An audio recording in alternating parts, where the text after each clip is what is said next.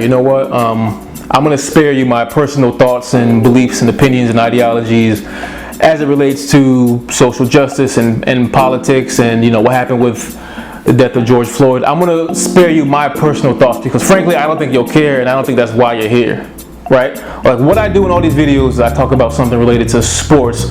So what I will do is I'll relate what's happening in the world, and I'll talk about like that intersection between what's happening and sports. That's what I'll do. And whenever something like this happens, of course, like I always go to the NBA to see what the NBA reaction is, because the NBA's reaction to things happening in the world is far more interesting than any other sports league reaction. Like, not even close. And I always go to LeBron. Like, is LeBron going to say something? And true to form, LeBron says something on social media. He's very active. He's very vocal. So that's good to see.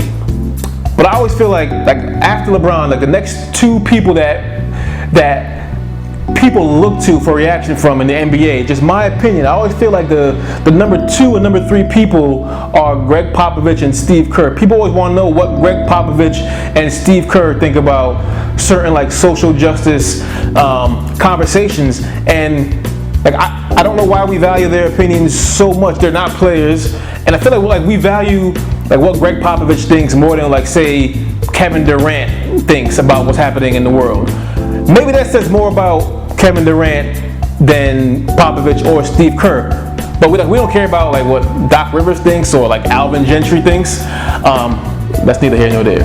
But what else was going on, of course, was that whole hashtag Blackout Tuesday thing that was going on, and it wasn't just sports teams; it was every organization. They contributed. They did the Blackout Tuesday hashtag on the social media handles, and the ones that were weird to me were the Atlanta Braves, tomahawk chopping Atlanta Braves. You're talking about Blackout Tuesday, and then you got the 49ers. I don't have to explain why the 49ers talking about this is weird, right? And I'm a Braves and a 49ers fan, so like I got to reconsider my fandom, apparently.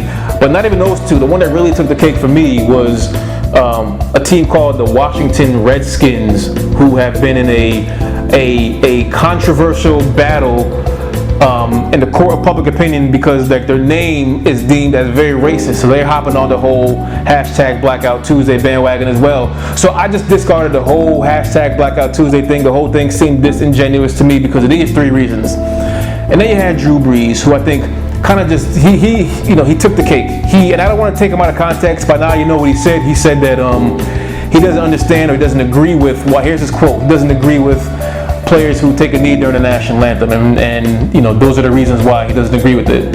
He felt like it's disrespectful to the flag. And he was the number 1 trending topic on Twitter because of that. He made that comment on June 3rd, right? On June 4th. He posts a public apology on his Instagram, I believe it was. So he must have had a bunch of conversations the night of June 3rd that really opened up his eyes. And his apology says he understands now. He now gets it, which is weird because Colin Kaepernick first took a knee in 2016, and now you get it in 2020. You must have had some very lengthy conversations the night of June 3rd that you now get it.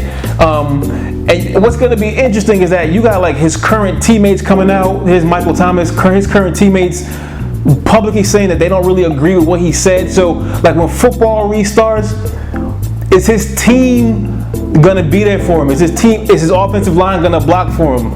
Are his receivers gonna want to catch his passes? He's a team captain. He's been there the longest. He's been in New Orleans forever.